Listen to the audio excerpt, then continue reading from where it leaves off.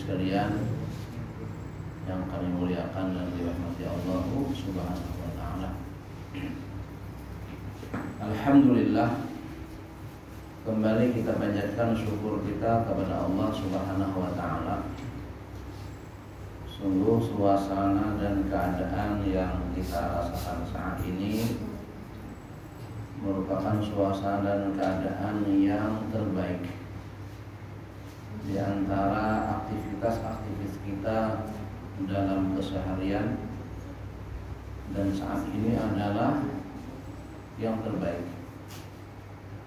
Tempatnya pun tempat yang terbaik. Fi baitin min buyutillah. Aktivitas yang terbaik, aktivitas melaksanakan ubudiyah atas perintah Allah Subhanahu wa taala. Kita pun laksanakan, dan ini merupakan aktivitas yang mengundang rahmat Allah Subhanahu wa taala. Tempatnya pun di rumah Allah Subhanahu wa taala,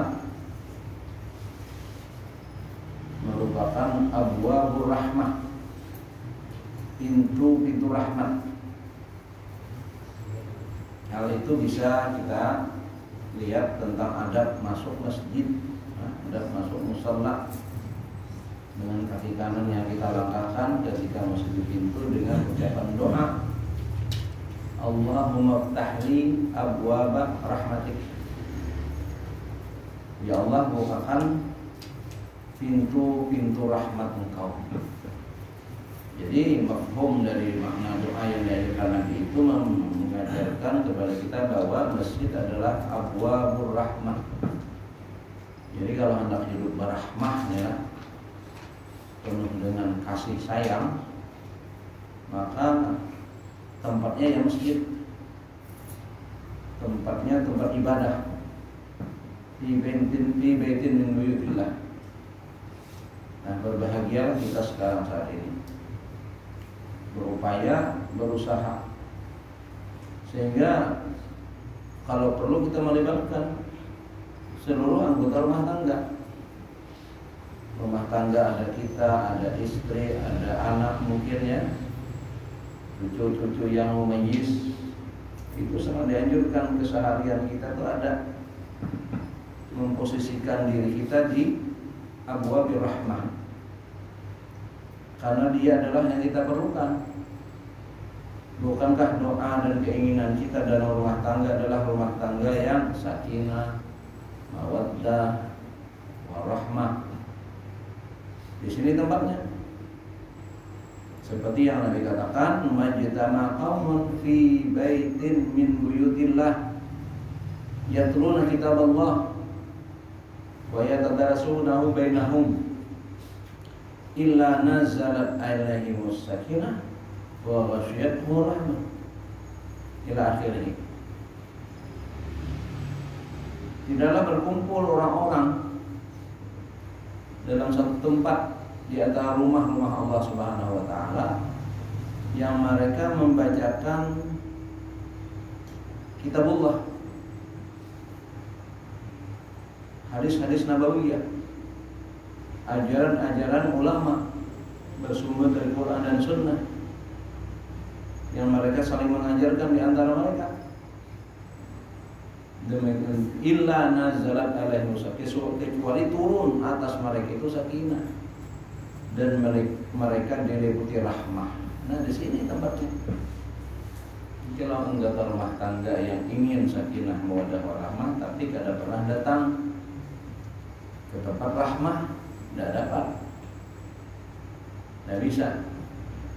Seperti orang yang ingin selamat. Mohon maaf kalau sama namanya lah, abahnya selamat, ngaran, nong bini salamah. Nah, anak salim, berdagang di pertokoan Bumi Selamat Martapura,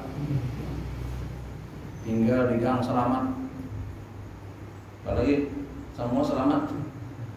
Tapi dengan assalam, sumber selamat dia ada hubungan, maka mau selamat.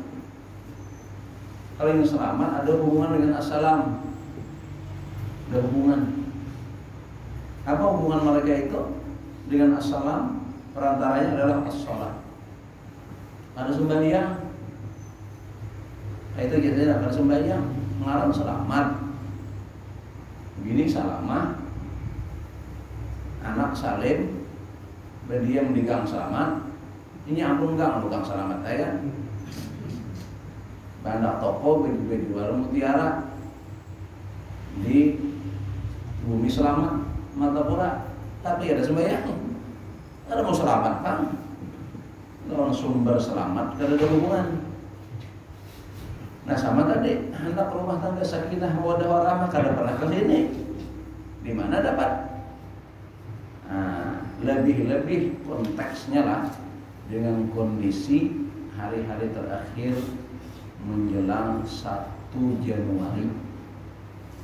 Ini lebih penting lagi kita, ya, mengundang rahmat. Kenapa? Banyak agenda acara menjelang akhir tahun ini, menyambut tahun baru, itu diagendakan kegiatan-kegiatan yang melalaikan, yang justru mengundang laknat. Coba beli trompet, ditiup, apa itu? Apa hubungannya? Kegiatan apa itu? Terus beli mercon, beli yang kembang api, nanti yang menghabiskan ya ratusan ribu, jutaan, uang jutaan, ada bahkan ratusan juta. Kalau dikumpulkan secara nasional itulah berapa tuh habisnya? Yang hanya sekilas di atas udara. Didirikan panggung dari pertama Indonesia kita yang berpindah tahun adalah Indonesia Timur. Ada salah satu kota di wilayah timur, panggung terbuka, hiburan, menyambut waktu 00.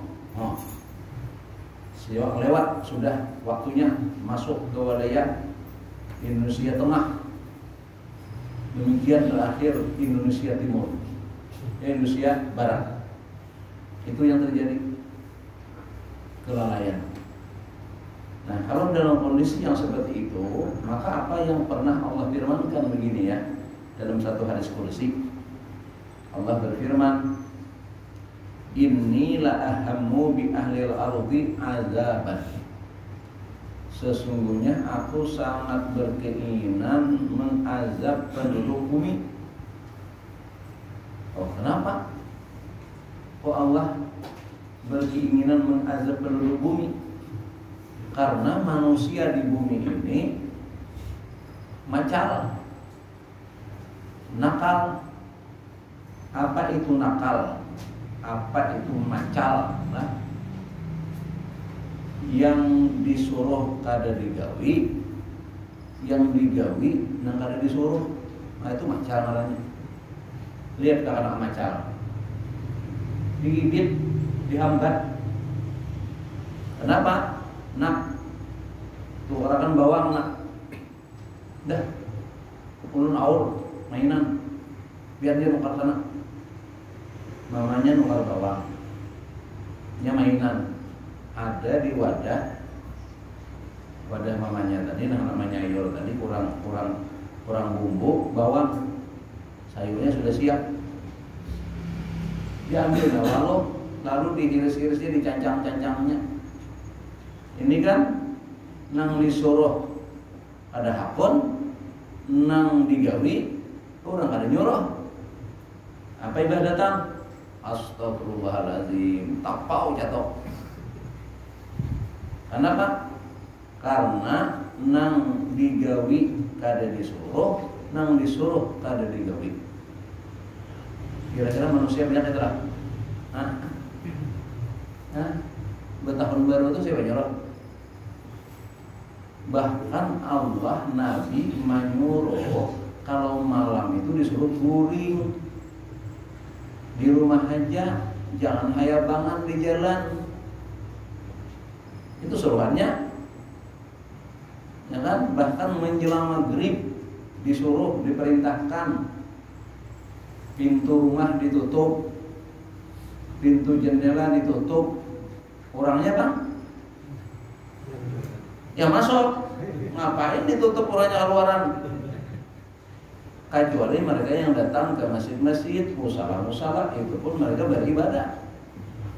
Keseluruhannya anak-anak yang bermain pada siang hari dengan kondisi bau badan yang kurang sedap itu dimandikan, karena diinformasikan bahwasanya setan katuju bau-bau yang ada bagus itu. Malaikat suka dengan yang harum-harum, yang bersih-bersih. Itu, maka anak-anak disuruh dimandikan, ganti dengan pakaian yang bagus, yang bersih, harum, yang layak dibawa ke masjid, bawa ke masjid, yang tidak layak tinggal di rumah. Dan didoakan perlindungan kepada setan, kepada Allah dari setan. Itu sebagaimana kata Nabi, doa ayah kalian Ibrahim atas dua putranya Ismail dan Ishak alaihi wassalam, sebagaimana aku juga mendoakan kedua cucuku Hasan dan Husain radhiyallahu anhuma. Mu'idukuma bi kalimatillahi tammah min kulli syaitanin wa hamah wa min kulli 'ainin lamah. Itu doa perlindungan Nabi untuk cucu kita juga hendaknya demikian. Itu suruhannya. Nah, habis itu ya tidur sepertiga akhir awal pertiga malam ya, sepertiga akhir di awal malam. Jadi malam itu kita bagi tiga ya, waktu itu bagi tiga, awaluha wa awsatuha wa akhiruha. Nah, kalau bagi tiga berarti kalau malam itu kita anggap jam 7. Kita anggap jam 7 so, yang menghitungnya. Waktu fajar itu jam 5 misalnya. Tuh, penghujung malam tuh fajar. Sebelumnya sahur. Apa yang kita kerjakan? Kita bagi 3, itu berarti 11 jam. 11 jam. Bagi 3 berarti 3 jam setengah. 3 jam setengah itu berarti jam setengah 11. Maka kita setengah 11 itu sudah tidur. Berarti kita usah ketemu jam 00. Itu memang bagus tuh kalau mau kiat hidup sehat lah. Sehat cara Nabi itu tidur lebih awal dan enak bangun malam. Itu kalau kita tidurnya jam 10 atau setengah 11, insya Allah jam 4 itu sudah bangun. Walaupun ada alarm, sudah menjadi satu tidur kita tuh maksimal 5 jam. Yang istilah orang Barat itu guring mati. Digandah yang ada bangun itu guring mati katanya. Nah, itu 5 jam. Nah, jam 11, jam 12, jam 1, jam 2, jam 3, jam 4. Nah, jam 4 sempat tahajud, sempat istighfar menjelang fajar. Keseluruhannya kalau toh bangun wasallu billaili wan nasuniyam. Kalau toh kita bangun perintahnya sholat. Nah, sekarang yang terjadi apa dengan kita kebanyakan hari ini? Nah, bangun diskotek, begadang, suruhan tidur lebih awal. Nah, selain fungsinya untuk kesehatan ya, artinya di sunnah ya, kesehatan batiniah kita, juga secara hariah sehat itu insya Allah. Karena tidur itu adalah proses detoksinasi. Jadi tubuh kita ini membuang penyakitnya sendiri. Kita ini ada tahun kita makan nih, yang kita makan, yang kita hirup lewat hidung, lewat mulut, itu adalah juga memberikan efek ya penyakit ke tubuh kita. Nah, maka proses tidur panjang itu adalah untuk detoksinasi, membuang penyakit di paru-paru, penyakit di limpa, penyakit di empedu, penyakit di hati, itu mereka buang terus ke bawah. sampai ke usus besar itu mulai prosesnya sudah jam 11. Kalau kita begadang dia tidak mau kerja, tertunda kerjanya. Nah itu sampai ke usus besar dibuangnya. Maka kalau kita nak tahu kita nih normal dalam artian sehat dalam pencernaan, itu kalau bangun tidur jam 4 atau setengah 5 itu kita langsung ke WC, buang air besar, buang air kecil. Itu berarti itu normal karena prosesnya bergerak dia. Jika buang. Kalau orang begadang itu ada teratur. Nah itu, jadi kalau kita subuh itu sudah buang, nah itu satu indikasi. Ini kira-kira boleh nih orang kesehatan nih, atau kira-kira tak. Nah itu kan orang kisah orang, ya orang pot-pot juga nih. Nah itu hikmahnya ternyata. Nah hikmahnya itu kita tidur awal malam setengah 11, jadi kada usah umpatan. Umpatan nang jam 00 itu dah. Walaupun sampai setahun, siapa yang nyuruh? Tidak ada. Ada perintah itu. Nah, ini digawi, orang kena nyuruh, digawi. Apanya ya? Nah itu. Nah ini keadaan manusia macal, lalai, lalu ditimpakan azab. Ujar Sayyidina Ali apa? Manuzzila bala'un illa bidzambin. Tidaklah diturunkan bala bencana kecuali karena dosa. Dosa menolak Allah sarik itu nah itu. Makanya dengan dipancing-pancing kemukan Allah itu dengan perilaku tadi yang menyalah-nyalah. Nah ini kondisinya, kondisi keadaan kita ini yang harus melakukan usaha mengundang rahmat Allah. Di tengah-tengah sebagian orang kita ini adalah mengundang laknat. Ya ala kulli hal lah. Mungkin mereka belum tahu, kada belajar, kada mengaji atau kada ingat macam-macam lah. Kita nang tahu jangan umpatan. Kalau nang tahu nih umpatan, akibatnya lebih dahsyat. Dikatakan dalam mafhum hadis lah. Jadi siksa Allah itu lebih awal didahulukan kepada orang-orang yang tahu tapi melanggar, ketimbang penyembah berhala yang mereka itu hanya umpatan. Karena rajanya kayak Namrud, kayak Firaun itu penyembah berhala, paksain mengumpati raja. Karena pembesar mereka itu menyembah berhala, umpatannya kan ada yang berpikir. Nah orang nang ini tadi disiksa, nang disiksa, ini nang tahu nih, nang sudah kita padahkan tahu sudah nih, ternyata umpatan juga mencucur, jar, itu kena. Nah itu hati-hati, sudah tahu bahwa itu kadada nasnya, ada syariatnya, ada hukumnya, justru melanggar beberapa sunnah tadi, menunda tidur. Kadang bermaksiat gitu kan. Nah itu menyalahi. Nah dalam hal ini mari kita mengundang rahmat Allah Subhanahu wa taala. Sehingga caranya kayak apa? Kita lanjutkan makna hadis qudsi tadi. Ini mengulang-ulang aja nih lah dalam konteks ya akhir tahun kajian kita. Yang dalam kondisi yang kita gambarkan tadi perlu kita ingatkan kembali. Paling kali kita ada umpatan gitu nah. Nah itu. Apa kata Allah? Setelah mengatakan inni la ahamu bi ahlil ardi adzaban fa idza nazartu ila ummari buyuti wal mustaghfirina bil ashar wal mutahabbina fiyya wa fi riwayatin wal mutazawwirina fiyya sarabtu anhumul azab. Ini hadisnya.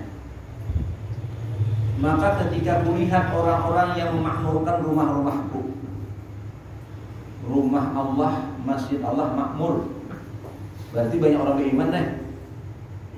Innama ya'muru masajidallah man amana billah wal yaumil akhir.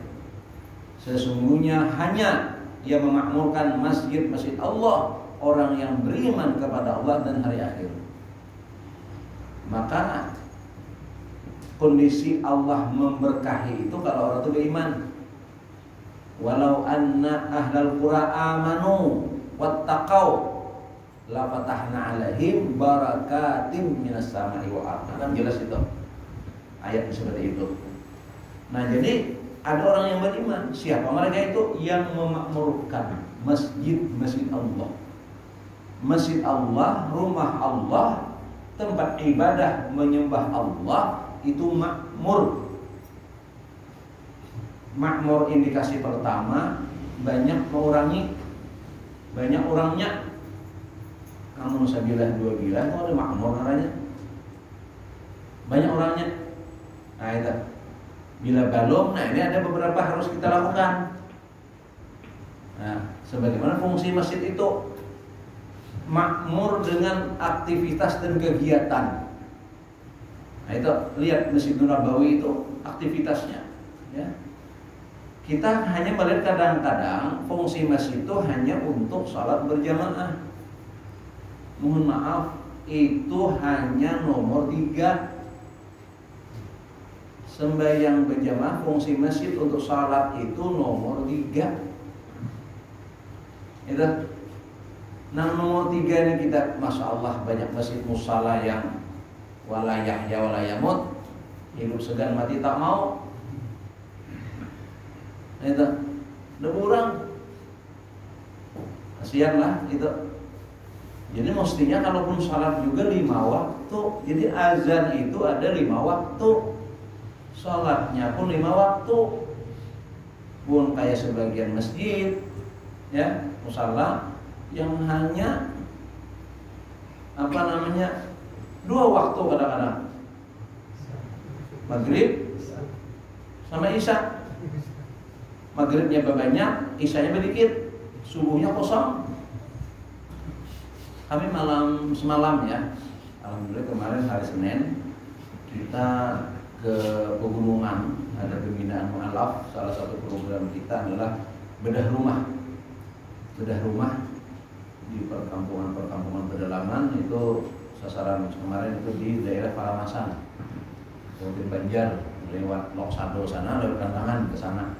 Jadi jam 3 berangkat sudah. Jam 3 berangkat. Nah kita lewat subuh itu, setelah kita salat subuh di satu tempat di wilayah di daerah Kabupaten Banjar masih ya, sebelum Sungkai itu. Nah ada beberapa masjid yang kita lewati itu enggak ada nyala lampunya. Berarti kan ada sembayangan nih. Nah itu anunya tuh fenomenanya. Kalau maghrib banyak nongkrong pinggir jalan kan, memutih baju atau kopiahan nunggu salat maghrib. Nah, itu pun hanya ya sewaktu-waktu gitu kan. Pernah lagi Pak kami salat saat tempat lewat ya, masih wilayah kita lah gitu kan, wilayah Kalimantan yang dikatakan agamis gitu kan. Ada masjid besar, pas zuhur kita lewat ada azan zuhur, hampir kita mau salat zuhur. Jadi saat azan berkumandang kita wudhu kan, pas azan selesai kita naik masjid, ternyata ada orangnya. Ajib ini, masjid ada azan orangnya ada. Cari mana? Sekalinya kaumnya azan matang rumah, mikrofon sih bawa ke rumah. Ini kayak beliau nih kan, bawa ke rumah azan. Jadi kami serombongan kita sembahyang, kita tanya kenapa? Aku di sini azan kan datangnya juga. Jadi aku bawa mic-nya ke rumah. Asal aku ada fungsi juga toh, gawian ada. Karena gawian kaum tuh kan itu. Lah aku gawi selaka lagi. Nah ini Pak pernah terjadi toh. Ya apa kondisi kita hari ini? Masjidnya kena makmur. Padahal disuruh kita memakmurkan masjid. Nah, 1-2-nya apa? Nah, jadi fungsi masjid itu pertamanya adalah ad-da'wah ilallah. Di rumah Allah, jadi mengenalkan orang, menyeru orang untuk mengenal Allah. Dan dia menjadi alternatif akhir dalam rangka mengatasi problematika kehidupan. Lihat orang di luar sana tuh, nang haya banget baru akhirnya itu apa namanya cari bahimat mencari ya itu juga malah tambah problem. Nah mudah-mudahan mereka mau ke masjid lalu teratasi masalah gitu kan. Dan dakwah Nabi pertama di Mekah itu memang dakwah mengenalkan Allah, nah, itu. Lalu setelah mereka mengenal dan bertauhid, beriman, diajarkan. Jadi fungsi yang kedua adalah ta'lim wa ta'lum, majelis ilmu. Karena Nabi selanjutnya mendirikan namanya majelis Darul Arqam namanya. Itu darul rumah. Ya, Arqam itu nama sahabat Arqam bin Abil Arqam. Rumah beliau itu agak mojok, tersembunyi. Jadi orang kada sekilas pintas kada tahu ada kegiatan di situ. Karena waktu itu dakwahnya masih sembunyi-sembunyi. Nah, jadi siapa yang mengenal Islam dibawa ke situ, ke rumah atau Darul Arqam itu. Nah, di sana Nabi mengajarkan. Nah, jadi fungsi masjid musala kita ini adalah ta'lim wa ta'lum. Gimana orang mau ibadah, mau salat sementara kesadarannya tidak ada, dan kalau sadar juga ilmunya ada, malah bisa kada sah sembahyangnya. Nah, baru ada kewajiban salat itu nomor 3. Fungsi masjid. Nah, lalu bagaimana di sini supaya masjid kita ini makmur, ramai, jadi sumber dakwah? Ya tentu harus mempunyai nilai-nilai dakwah yang bisa membuat hati orang itu terpaut ke masjid, senang. Jadi senang ke masjid, bukan malah musuhan dengan masjid. Nah, itu kan. Jadi mohon maaf ya, mungkin beberapa orang sampaikan juga dulu sebelum-sebelumnya. Simpulan utamanya adalah supaya orang itu senang itu diantaranya fasilitas keperluan untuk ibadah yang menyenangkan. Nah, fasilitasnya menyenangkan sudah nih. Jadi ada karpet yang bagus, bersih, kan, terang, sejuk, ada AC, ada kipas angin, nah itu sudah. Nah itu dari fasilitas WC bersih semuanya, kebutuhan, nah itu kan. Itu. Terus orangnya yang mengelola, mengurus. Bersyukur kita orang-orang yang dipilih Allah untuk menjadi karyawannya,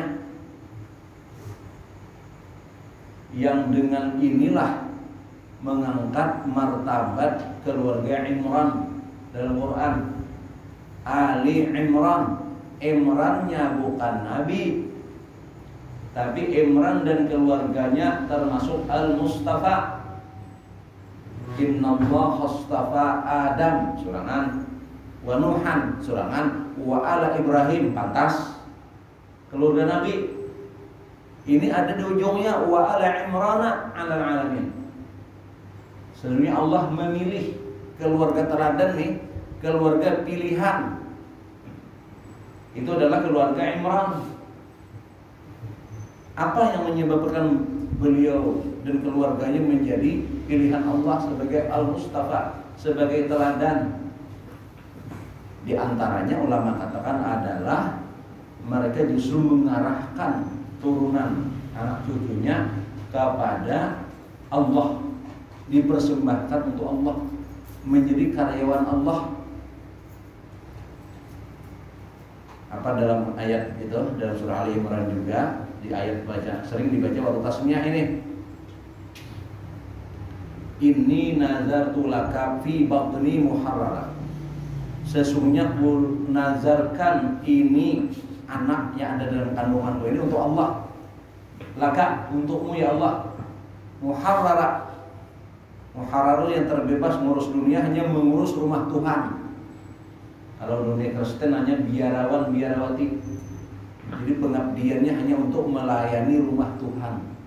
Kalau kita ini kaum, nggak masuk beliau nih, masuk muharrara nih, berkhidmat untuk kebersihan masjid itu.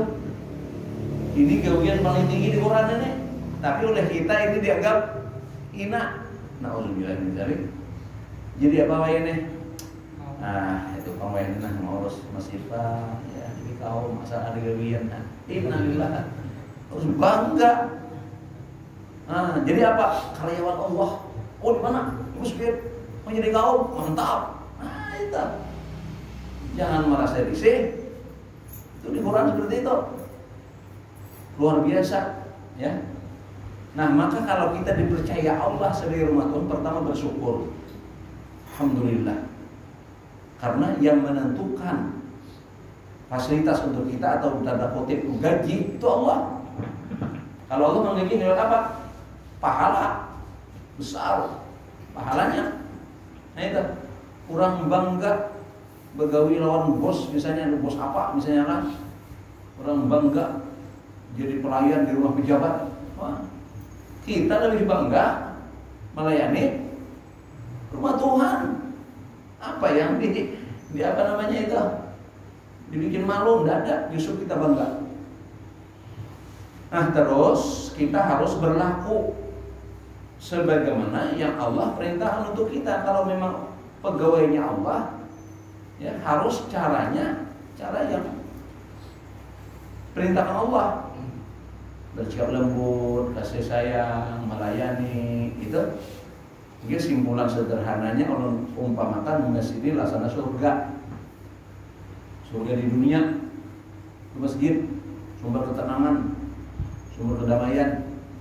Maka orang-orang yang bertugas pelayan di masjid adalah seperti malaikat Ridwan, malaikat penjaga surga. Jangan kayak malaikat Malik, penjaga neraka. Nah, malah dari terus nyari di bawah terus, jangan. Tapi yang datang ke masjid ini macam-macam hal keadaannya, ada yang belum paham, belum ngerti, ya diajarkan, diedukasi. Nah itu, ini mengulang-ulang aja, mempertegas itu jalan supaya itu kita mengundang rahmat. Itu yang pertama, makmurnya rumah Allah. Fungsi kedua, taklim tadi, pengajaran, mengajar, mengenal Allah, mengenal tauhid, mengenal syariat, mengenal hukum, mengenal kewajiban, mengenal ibadah, mengenal adab-adab, tertib, cara mengundang ridha Allah, kasih sayang Allah. Itu diajarkan. Mengenal sumber-sumber hukum, Quran dan tafsirnya, hadis dan syarahnya. Nah, itu kan belajar. Nah, baru kita beribadah. Ilmunya ada, imannya mendorong, ilmunya mengarahkan, dilaksanakan dengan ibadah dengan benar. Nah, ini ibadahnya jadi benar, diterima oleh Allah Subhanahu wa taala. Itu yang pertama, fungsi masjid ada dimakmurkan. Yang kedua, wal mustalghina bil ashar, dan melihat orang-orang yang beristighfar di waktu sahur.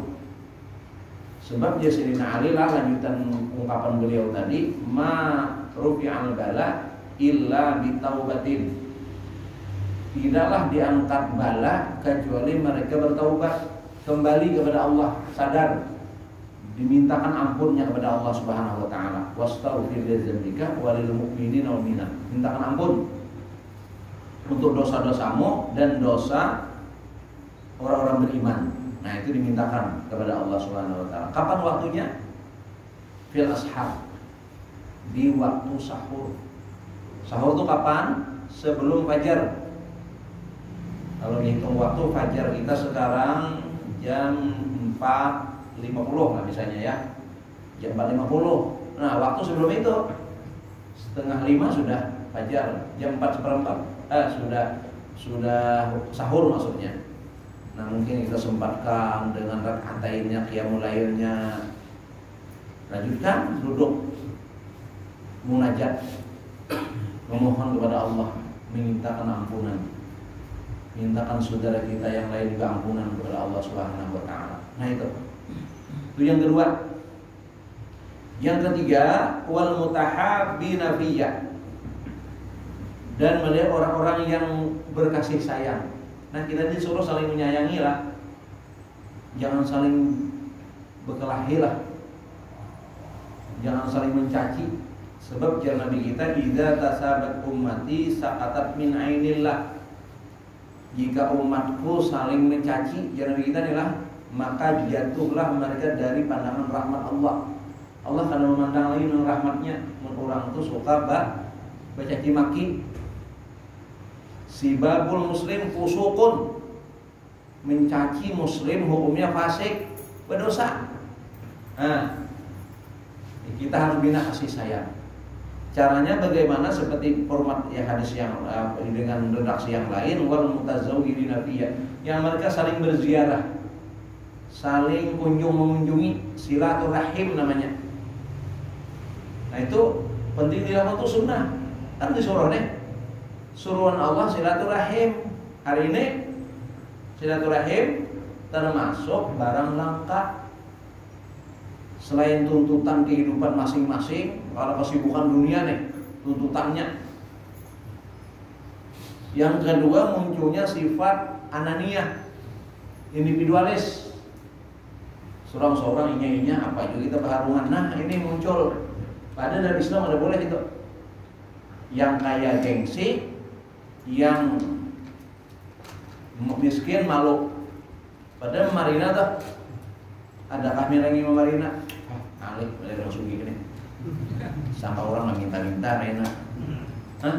Padahal yang penting innamal a'malu binniyat. Biar dia sih menyangka persangkaan itu tidak benar. Yang penting niat kita benar. Kita niatnya karena itu Marina, hilangin. Sidin sibuk, kita nang datang. Kan itu mestinya. Nah itu. Ini karena kadang-kadang ya itu tuh akhirnya lalu hubungan jauh. Padahal kalau kita melihat dari antara adab berbakti ke orang tua itu salah satunya lah kepada orang tua yang sudah wafat adalah menghubungkan silaturahim dengan kerabat atau kawan orang tua masih hidup. Itu salah satu bakti. Orang tua yang sudah meninggal, kita punya orang tua. Orang tua kita punya teman.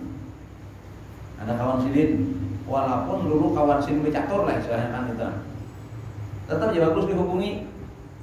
Nah itu, jadi mereka ingat, Pak, aku ingat sampai hikam terus benar, tersambat orang terus kan, jadi baik. Nah itu, jadi kita cara menghubungi, apalagi yang ada kerabat, ada sanak abah, sepupu abah. Nah cuma kesalahannya di mana juga abahnya juga bahari. Nah pulang dah, ada waktunya anak-anak lah. Nah makanya kita penting mulai abah kita kenalkan anak itu. Jangan sungkan. Orang kadang-kadang kan supan kadang-kadang 4 jam. Jangan daripada supan kita didik ini penting makanya. Ini bukan masalah supan gak ada supan. Ini waktu halusnya mau dibawa aja, benar ketemu lagi. Bawa. Kita belang nih pada Marina sepupu abah.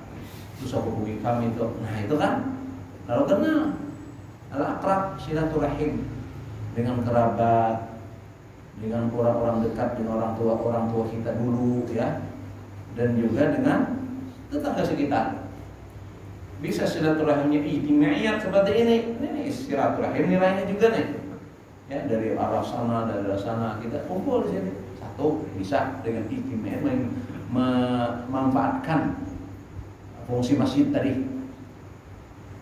Atau kita cari waktu tersenggang sore-sore kan, malam-malam misalnya ya nilai niatnya silaturahim.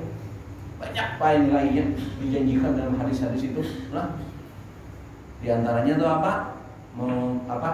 Memurahkan rezeki, membaikkan umur. Kan ada itu hadis-hadisnya sudah. Karena apa? Yang malah kan karena barang baik setan karena tujuh. Setan menghawasi kita. Yang mau ya ikam taruh sembilan sini kada lalu aja menganggap ini bujur juga kalau sidin namanya saur-sauran namanya lagi sidin dari semua rumah kita marah sidin kita nama amalakan kita nama pahala sidin kita nama amalakan sidin masalahnya kan bukan masalah kita. Nah kita kan kayak itu kadang-kadang itu bisikin setan baik dan dimuntung orang-orang boleh kadang-kadang kemana ke situ. Situ rancanya, sini semua bilang situ. Aku gak ada hapon kayak itu. Setan bener nama deh gitu tuh. Jangan diasik. Benar itu. Nah itu. Ada memang sunnahnya bawa buah tangan misalnya. Kan menjadi syarat, mun ada dibawa, mun ada dosa. Yang penting ini silaturahim. Mun ada bagus saja Bang ya sehingga cuma di warung gorengan misalnya kan, warung martabak misalnya, atau buah lengkeng atau buah naga buah kan, masalah. Jadi 2 biji misalnya mau ada, mau nggak ada ya nggak masalah. Penting silaturahim itu disuruh. Nah, jangan menonjolkan perbedaan-perbedaan. Perbedaan itu wajar, biasa. Jangan itu jadi masalah. Itu hubungan kita. Jangan kayak itu. Oke lah, dia punya pemahaman begitu, ya itu keyakinannya. Kita paham kayak ini, itu keyakinan kita. Mudah-mudahan yang silaturahim itu kan ada menyambung nih. Kan nyaman bernasihat tuh baiklah ada perasaan sama. Nah, jadi makanya kita pertama lah ta'aruf, ta'alluq, tahabbub. Nah, ini nyaman bapak pandirannya memadahi. Jadi makanya dia siapa kau aja madahinya tuh.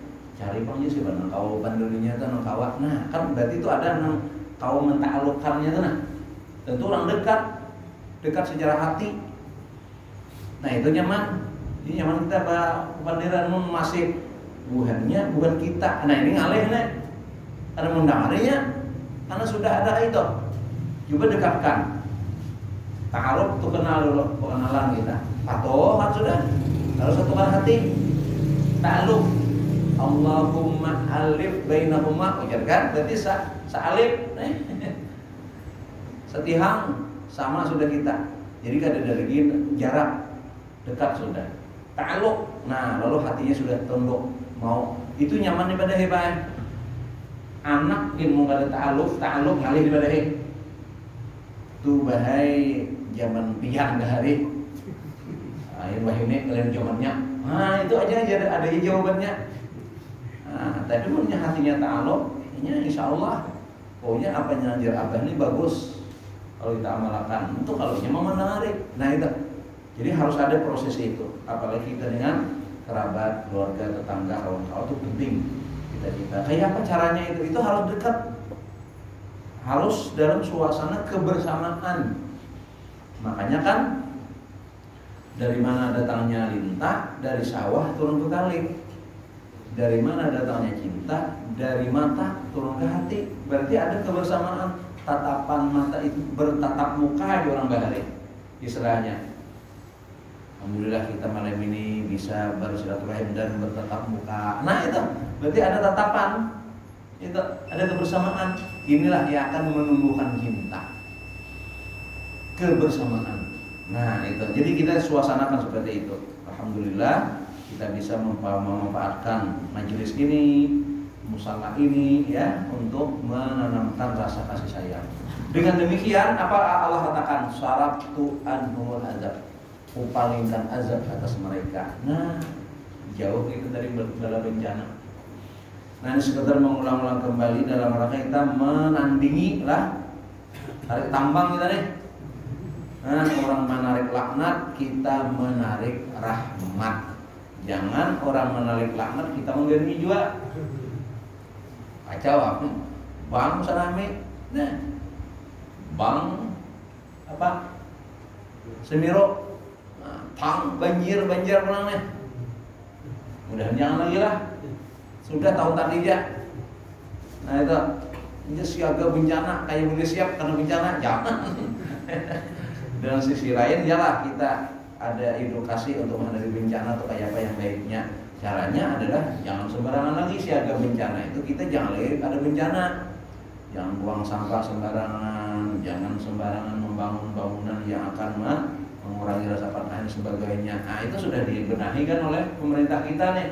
Bantu jadi siaga untuk tidak kena bencana. Itu sisi lahiriahnya, sisi batinnya mari kita pelihara diri kita untuk tidak mengundang azab dengan hal-hal yang tadi ya.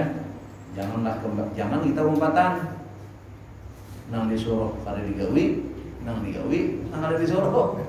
Nah, ini luput ngarannya. Maka marilah kita kerjakan yang diperintahkan, kita jauhi yang dilarang. Insyaallah itu Allah akan memandang kita dengan rahmatnya. Mudah-mudahan demikian. Amin ya rabbal alamin. Terima kasih atas waktu dan perhatian. Mohon maaf atas kesalahan dan kekurangan. Kepada Allah sama-sama memohon ampunan dan saling mendoakan. Subhanakallahumma bihamdika asyhadu an la ilaha illa anta astaghfiruka wa atubu ilaik. Wassalamualaikum warahmatullahi wabarakatuh.